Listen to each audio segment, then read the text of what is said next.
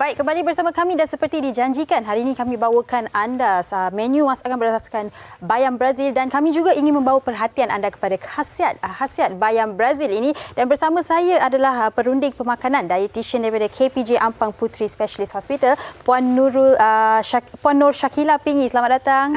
Sihat ya? Alhamdulillah sihat. Okey, dan kita juga akan bersama dengan seorang chef iaitu Chef Yang Jamil. Tapi sebelum itu, jom kita saksikan sebuah laporan berkaitan dengan topik kita yang disediakan oleh rakan wartawan kami, Tasha.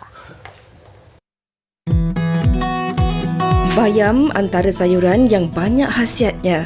Terdapat dua jenis bayam, iaitu bayam hijau dan bayam merah. Salah satu spesies bayam adalah bayam Brazil yang dipercayai berasal daripada Brazil dan Amerika Selatan yang kini sudah mula popular di Malaysia. Teknik tanaman sayuran ini boleh ditanam dengan membaja benihnya atau melalui penanaman semula batang bayam kemudian menggunakan sistem hidroponik ataupun aquaponik. Tanaman ini tidak memerlukan penjagaan yang rumit. Malah, ianya lebih mudah membiak dan hasilnya dapat dituai hanya selepas beberapa minggu ditanam. Seperti Richard Ng yang kini sudah 4 tahun menanam bayam Brazil dengan menggunakan kaedah aquaponik, baginya dengan menggunakan sistem ini, bayam Brazil dapat ditanam dengan lebih cepat dan rasanya juga sedikit berbeza berbanding yang lain. Menggunakan aquaponik untuk menanam terutamanya macam Brazil spinach, dia adalah satu ekologi punya konsep. Dari segi aspek organik dan kita tak pakai synthetic fertilizer. Bila kita harvest dan kita makan pun kita rasa lebih senang hati ya. Dia tak ada masalah residue dia over. Jadi bila kita terima pokok dan kita akan hanya trim saja. Trim lebih kurang macam ni dan just cocok masuk. Lepas tu letak balik sistem kita. Menurut Richard, dengan menggunakan sistem ini, proses penanaman tidak rumit kerana hanya perlu sentiasa memastikan kuantiti makanan ikan sama dengan kuantiti penuaian sayur yang ditanam. Ia bukan dari segi aspek berapa ikan. Dia adalah aspek dari segi berapa makanan ikan yang kita bagi dari segi setiap hari. Banyak ke kurang, ia terpulang kepada dia punya ratio dan dia punya sistemnya balancing. Bukan katanya, oh saya bagi makan banyak dan bayam Brazil akan jadi lebih besar. Tidak, dia dari segi aspek balance. Tanaman ini bukan sahaja mudah ditanam, malah ianya juga mampu membekalkan pelbagai khasiat sekaligus membantu untuk terus kekal sihat.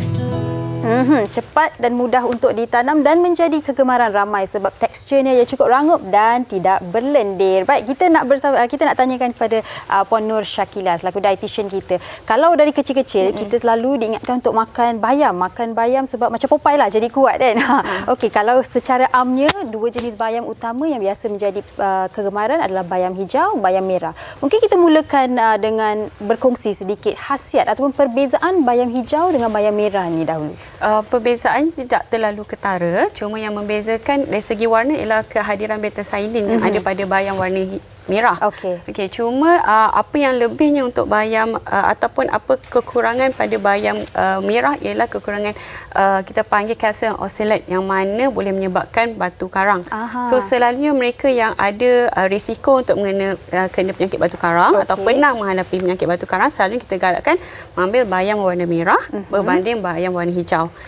Tapi dari segi hasil, dari segi vitamin E, vitamin K, vitamin serat dan sebagainya sama, lebih kurang sahaja. Baik, okey. Jadi ini membawa kami kepada saya nak tanya, bayam Brazil berbanding dengan bayam hijau dan juga bayam merah. Apa yang membuatkannya begitu orang kata special, istimewa yang menjadikan ramai orang sekarang ni suka sangat makan bayam Brazil? Dia punya dari segi teksturnya yang lebih rangup dan juga rasanya yang tidak seperti bayam biasa macam yang tadilah berlendir sikit bayam biasa. So dia lebih mudah dimakan begitu sahaja. Ataupun sebenarnya nak masak pun tak ada masalah sebenarnya. Dari segi nutrisinya, adakah sama dari segi nutrisi vitamin A dia, zat besinya? Lebih kurang sahaja. Itu lagi cuma bila bayam Brazil kita ada pilihan sama ada kita nak ambil masak ataupun tidak. Kalau kita ambil bayam biasa, selalunya kita tak nak kena masak. So kalau bayam Brazil perbezaannya kita boleh ambil begitu sahajalah. Okey, baik. Jadi tapi nak tanya juga kepada Puan Nur Shakila. Kan saya pernah terbaca yang wanita ataupun wanita hamil tidak sepatutnya mengambil banyak sangat bayam sebab ada oksilat tadi disebutkan oksilat. Mungkin boleh jelaskan apa sebenarnya oksilat ni dan betul ke wanita hamil tidak patut ambil banyak sangat? Selalunya oksilat ni kita kaitkan dengan kidney stone ataupun batu karang. Ianya hanya kita limitkan kepada mereka yang pernah ada risiko untuk kena kidney stone ataupun batu karang atau mereka yang pernah menghadapi penyakit tersebut. Pada mereka untuk wanita hamil tak ada masalah, boleh ambil bayam. Even especially kita lagi galakkan kepada mereka yang ada kekurangan darah. Yang mana bayam memang tinggi dengan zat besi. Sangat baguslah. Cuma kalau untuk wanita hamil selalu kita galakkan jangan ambil sebagai ulam, boleh masak terlebih dahululah. So lagi air tu lagi mudah untuk diserap. Okey, baik. Kita nak tanya banyak lagi pada Puan Nur Shakila. Tapi sebelum tu Rina dan juga Chef Yang Jamil ada demo yang ingin dikongsikan bersama dengan kita. Silakan Rina. Okey, Sugi, kalau kita lihat tadi memang ada pelbagai menu depan kita ni semuanya berasaskan bayam Brazil. Ini dia Chef Yang Jamil, sihat? Alhamdulillah sihatnya sebab kita mengamalkan apa? Pemakanan yang sihat. Salah satunya adalah bayam Brazil. Dah pastinya. Okey, Chef, kalau kita lihat sebenarnya kita tidak mahu jadikan bayam Brazil ni sebagai satu menu yang sangat orang kata biasa. Kita nak jadikan luar biasa. Luar biasa, kalau betul. kita tengok kat sini ada macam-macam menu luar biasa yang dah pun Chef siapkan. Tapi satu menu yang mungkin mudah, sedap tetapi berkhasiat. Betul. Apa tu? Tadi kita kerabu. Kerabu. Okey. Sebab dia tidak dimasak. Tidak perlu dimasak. Kita makan secara mentah, Ya, betul. Okey. Apa kata kalau kita tengok dulu macam mana cara kita mengolah buat kerabu. Okey. Antara bahannya kita mesti ada bayam Brazil, ya. Ini lobak merah dan juga mangga. Mangga. Ini campur kerabu sayur-sayuran dan buah-buahan. Ya. Lepas tu kita ada cili merah, cili api, limau dan juga kita ada kelapa parut. Kelapa parut. Okey. Baik. Sekarang ni, sebenarnya kalau saya cakap mengenai bayam Brazil ni, kat rumah saya memang menanam pun. Okey, ini salah satunya lah. Ya, daripada rumah ni. Ini tak payahlah nak pergi pasar. Kat rumah pun memang ada, kat belakang rumah. Rasa-rasanya mudah ataupun tidak penanaman bayam Brazil? Teramat-amat mudah. Ya. Tanam sekali, semua hidup boleh hidup. Ceritanya. Ya, betul. Bukannya cakap kosong, memang itu kenyataan. Sebab dia boleh penanaman semula. Potong je, dia terus hidup balik. Boleh hidup balik, ya. Okey, kalau kita lihat dari segi bentuk bayam Brazil ni, dia pun lebih kecil daripada bayam yang biasa tu kan. Ya, betul. Dan kalau kita makan secara mentah pun dia masih lagi dapat rasa kerangupan dia. Ya, betul. Tapi saya nak tahu kenapa digaul-gaul diramas-ramas sebegitu. Sebab nak sebatikan antara cili dia tadi tu, cili dia, limau dia, nak sebatikan dia kan. Dan kita ada perahan limau nipis ya. Ya. Chef, cuba kita nak tahulah selain daripada kita jadikan bayam Brazil ni salah satu menu kerabu yang ni kalau kita tengok ada campuran sayur-sayuran dan juga buah-buahan. Kerabu yang bagaimana lagi sesuai sebenarnya? Sebab ada setengah orang menggunakan sumber protein seperti isi ikan dan sebagainya dicampurkan dalam kerabu. Sesuai ataupun tidak? Sesuai sangat-sangat. Tapi kalau dah campur dengan bahan-bahan seperti ikan tadi itu tak perlulah kita letakkan buah mangga dan sebagainya kan. Yang manis ni akan lari rasanya. Itu. Macam ni. Yang ni kalau tambahan dengan ikan bilis goreng garing tu lagi sedap. Okey, ini ikut selera masing-masing. Ikut selera masing-masing. Ikut juga cita rasa masing-masing ya. Tengok ni. Jadi kita kena ramaskan dia sebab dia akan sebati antara satu sama lain. Dah cantik. Ini salah satu menu yang paling ringkas, cepat dan berkhasiat. Dan mudah. Ini kalau kita tengok kat depan ni ada lagi menu-menu. Ini kebiasaannya paling senang lah. Kita buat telur goreng, telur dadar. Kita masukkan sayur dalam tu. Anak-anak pun tak perasan. Ya, betul. Memang pasal anak-anak kita ni memang jarang makan sayur. Tapi dengan cara sebegini, kita lah berjaya dia suruh dia orang makan sayur. Cantik kan, nampak cantik, nampak. Itulah tu. Berkenan. Okey, kita juga ada gulai lemak putih bersama dengan keledek bayam Brazil. tambah udang sikit dalamnya. Nampak sedap. Makan dengan sambal belacan. Nasi panas-panas. Panas-panas. Okey. Yang ini, kita bayam Brazil, tumis sama dengan udang kering. Tengok, mewah udang kering dia. Sedap. Kita nak menarik minat pada keluarga kita supaya mereka menggalakkan mereka suka makan sayur. Cara macam ni lah. Lepas tu pula kita ada kerabu. Kalau untuk kita untuk sembang-sembang tengok TV dan sebagainya, apa kata kalau kita bayam Brazil ni, kita goreng tepung. Dah jadi kudap-kudapan. Kudap macam rasa. Biasa saya rasa, ya. Sambil-sambil nak rasa tu, saya nak tanya juga dengan Puan Nur Shakila. Bila kita sentuh tentang variasi masakan, kita juga mahukan sesuatu yang boleh memberikan cita rasa berbeza lah. Kalau kita makan, kita tak adalah rasa boring dengan ulam-ulaman bayam sahaja. Tetapi kita boleh masukkan dia sama ada dalam sayur lemak, telur dan sebagainya. Khasiat untuk setiap daripada hidangan-hidangan ini yang telah pun dimasak ini, adakah sebenarnya masih lagi kekal atau dah berkurangan? Akan sedikit pengurangan, terutama dari segi contohnya kalau kita masak dalam bentuk berkuah dan sebagainya, vitamin C dan vitamin B tu akan berkurangan lah jumlahnya. Cuma sebab tu kita galakkan kalau boleh makan bersama kuahnya sekali. Tapi kena tengok juga lah kuah tu jenis yang macam mana. Kalau jenis berminyak sangat ataupun yang bersantan sangat, so kita tak galakkan hirup habis lah. Tapi contohnya masak air dan sebagainya, tak ada masalah, minum. Ambil kuah sekali untuk dapatkan vitamin C dan vitamin B tu tadilah. Kalau tulisan itu sebaik-baiknya lah, ya. Okey, baik. Ini antara menu-menu istimewa. Kita nak beralih ke sudut sana pula, Chef. Ya, betul. Ini kalau tadi kita dah sentuh tentang hidangan tradisional, masakan orang Melayu, tapi ini kita kasih orang putih sikit lah. Sikit. Okey, macam mana? Saya nampak ada spaghetti dan kuah bolognese ni. Tapi macam mana hasil bayam Brazil ni disatukan dalam menu ini? Okey, sebenarnya kalau bercakap mengenai spaghetti ni, sebenarnya memang mengutamakan masam. Sebab kalau dekat Itali pun memang dia orang ada pesta tomato. Bila ada pesta tomato berlama-lama, so dia orang akan buatnya paste lah sebagainya. That's why kalau spaghetti ni mesti ada masam. Okey. Hari ni dah biasalah kita ada kuah sos dia seperti biasa ada masam, tapi nak menambahkan cantik lagi, bertambah dengan vitamin K dengan C dengan A-nya tu, dengan kehebatan bayam Brazil ni, maka saya campurlah, saya adukkan. Ia menjadikan lebih kepada Malaysia, Itali. Okey. Ini yang dicampurkan ni adakah masih sama saladnya atau bagaimana? Saya tak ada salad. Saya nak campurkan. Yang ni saya dah siap. Cuma saya nak campurkan, ia menjadi spaghetti. Okey, sambil-sambil chef campurkan spaghetti bolognese bayam Brazil ini, mungkin ada sesuatu yang ingin dikongsikan bersama dengan Sugi. Silakan. Ya, Rina, chef dah sebut ada vitamin A, vitamin K, ada keratin, zat besi kan, Puan Nur Shakila. Mungkin Puan Nur Shakila boleh kongsikan juga, biasanya seperti yang chef kongsikan tadi, kita selalu jadikan bayam Brazil ni kuda-kudapan, kita goreng, kita makan. Jadi bila dah goreng tu, bagaimana nutrisi dalam sayur bayam Brazil tu? Nutrisinya dari segi vitamin, seratnya masih kekal. Cuma disebabkan penambahan dari segi garam dan juga kita deep fry kan, kita ada minyak yang banyak. So boleh ambil sekarang kita limitkan jumlahnya. Sebab in case dari segi garam, garam yang berlebihan boleh menyebabkan tekanan darah tinggi. Kalau kita deep fry pula minyak yang banyak boleh menyebabkan obesity ataupun hyperlipidemia pada mereka yang ambil keterlaluan lah. So nak kudap-kudap boleh, tapi kena tahu limit. Jadi apa pun kita harus bersederhana lah. Okey. Tapi bila nak masak katakan bayam hijau, bayam Brazil ataupun bayam merah kan, biasanya bila kita makan mentah, adakah lebih bagus begitu? Sebab ada orang dia suka je masuk dalam salad ke kerabu atau masuk je dalam daripada sandwich kan.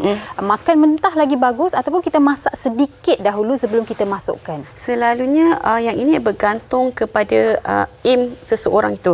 Contohnya mereka nak ambil untuk lose weight, untuk turunkan berat badan, bentuk salad lebih mudah, memang tak ada masalah, boleh makan.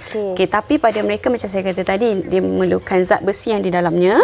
Dia aim dia untuk dapatkan fiber di dalamnya dan vitamin dalamnya. Kita galakkan masak sedikit untuk kita lemahkan wall sel wall yang ada kat dalam tu, supaya nutrisi dapat keluar dan badan kita mudah serap. Okey, baik. Ini mungkin persoalan ibu-ibu di rumah. Adakah bayam Brazil ni sesuai untuk baby-baby? Sebab biasa baby kita buat bubur, kita masukkan bayam juga. Bayam Brazil boleh juga? Boleh, tak ada masalah. Okey. Dan untuk kanak-kanak yang sedang membesar, boleh tak kita bagi mereka mereka makan bayam ni secara mentah ataupun lebih bagus kalau dimasak? Selalunya kalau kanak-kanak untuk just make sure semua bakteria ataupun dia lebih bersih, at least kita cadangkan celur dulu. Okey. Mungkin dalam air yang mendidih kita celur sedikit. At least kita confident dia punya bakteria tu mati, lebih selamat lah. Baik, jadi memang pentinglah kita untuk kita orang kata ada sayur-sayuran dalam pemakanan kita hari-hari. Sebab kadang-kadang ialah di rumah anak-anak tak suka benda-benda hijau, jadi kita selalu bagi mereka mungkin carrot ataupun tomato, itu pun susah nak bagi orang makan. Jadi mungkin bila nak masukkan sedikit sayuran hijau, kita pastikan kita celurnya sedikit dahulu. Itu lebih orang kata selamatlah bagi anak-anak kita. Lebih selamat. Tapi bergantung juga, asalkan yang penting kita nak ialah food hygiene, kebersihan tu. Kalau kita dapat basuh dengan bersih, tak ada masalah lah sebenarnya nak ambil even dalam bentuk raw sekalipun. Okey, jadi tidak ada masalah kalau nak bagi, kalau orang kata biasa orang buat puri guna bayam kan untuk baby. Adakah itu selamat juga? Boleh, tak ada masalah. Pastikan steam dulu. Okey. And then kita blend lah macam biasa. So tak ada masalah kat situ. Dan kalau ada orang biasanya nak buat smoothie kan, kita masukkan segala-galanya, kita letak dalam freezer supaya senang keesokan harinya kita nak blender terus kan. Bila kita masuk dalam freezer tu, adakah sayuran hijau ataupun bayam itu masih kekal lagi khasiatnya ataupun akan berkurangan? Dia punya loss dia mungkin ada, kekurangannya mungkin ada, tapi it's very sedikit lah. Mungkin like 5% saja pengurangan. So kita kira tak really significant asalkan kita simpan dengan cara yang betul. Okey. Kalau especially kalau takat satu hari je tak ada masalah lah. Okey, baik. Bercakap mengenai smoothie, jus, Rina dan juga Chef Yang Jamil ada nak menunjukkan kepada kita macam mana nak buat jus bayam Brazil. Silakan Rina. Saya pun kan Sugi pertama kalilah nak rasa jus bayam Brazil. Mungkin ada kelainan yang chef nak letakkan untuk jus ini. Okey, sebenarnya kelainan tu tak adalah kelainan sangat, cuma bila topik kita adalah bayam Brazil, saya fokus pada bayam Brazil. Saya setuju dengan kata di puan tadi itu, kalau makanan dimasak macam contohnya bayam Brazil dimasak, maka dia punya vitamin tu kekurangan. So kita nak mengekalkan vitamin tu dalam badan kita, kita buat cara macam ni. Okey, saya tengok ada macam-macam bahan kat sini. Ada carrot, ada apple hijau, ada batang seleri. Ini apa ni? Ini kurma. Sebab saya tidak menggunakan gula. Saya mengambilkan manisan daripada Jawa tadi. Ya, tidak hanya Rina kan. Sambil tu kita terus. Okey, saya masukkan dulu seleri, saya masukkan carrot, saya masukkan apple hijau, Okey, lepas tu saya masukkan bayam Brazil. Nampak tu? Mewahnya kan. Masuk je. Begitu saja ya. Masuk je. Lepas tu saya masukkan kalau minggu sudah kita ada topik pegaga. Minggu ni saya masukkan pegaga sekali dalamnya. Bayam Brazil. Bayam Brazil kan. Lepas tu saya masukkan dalam ni ada kismis dan juga manisan itu daripada kurma dan juga kismis. Betapa khasiatnya kita kan. Okey, baiklah. Okey. Lepas tu saya masukkan susu segar. Okey, bagi mereka yang mungkin tak suka susu, kita boleh elakkan susu ya. Kita letak air biasa sahaja. Dan mungkin ada sedikit perahan limau. Tidak. Kalau kita tak guna susu lah. Boleh. Ya. Boleh. Tapi kita ada masalah sebab kita ada buah apple tadi tu. Dan masukkan sedikit garam dalamnya. Okey. Lepas tu baru kita kisarkan. Sambil chef nak kisarkan ni, mungkin juga kita nakkan sesuatu tips daripada Shakila. Silakan Sugi. Itu nampak macam jus yang saya boleh habiskan seorang tu. Okey, baik. Puan Nur Shakila, mungkin boleh kongsikan kepada mereka yang nak berinovasi sedikitlah menggunakan bayam Brazil ni, antara tips yang perlu mereka titik beratkan bila nak masak ke, nak buat jus ke?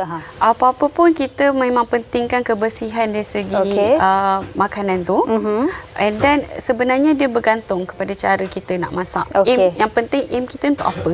Kalau contoh macam saya kata tadi lah, kalau untuk lose weight, kita galakkan makan sebagai salad pun boleh, tapi pada mereka yang nak dapatkan khasiat dari segi zat besi tu, at least masak sedikitlah, celurkan. Okey, baik. Yang penting kita kena tahu apakah orang kata motif kita makan bayam Brazil ni. And then tak kira bayam Brazil especially kalau masukkan makanan, kita nak jumlahnya mesti yang cukup lah.